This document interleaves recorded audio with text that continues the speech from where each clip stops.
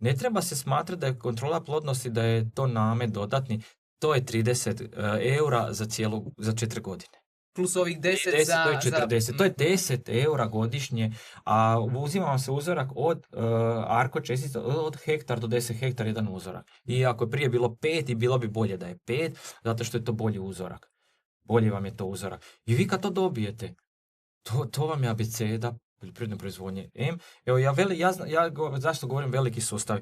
Pa gledajte, mi možemo pričati šta god hoćemo. Dok smo mi imali IPK, živjelo je selo. Ta IPK je imao i kooperaciju, brinio je o kudu, o nogometu, o vatrogascima, o svema. Kad smo ubili IPK, ubili smo i sela. I moramo biti svjesni. I to je tako. Ja kad sam bio dijete, kad bio sladoled, odem skupim puževe, pa dobijem novčiće, pa kupim sladoled. Ili odem brati lipov cvijet, pa opet dobijem novčića. Danas nema toga. Toga nema. Danas su djeca za mobitelima. Toga nema. Imaju farmu. Voliš ovakve priloge? Zaprati nas.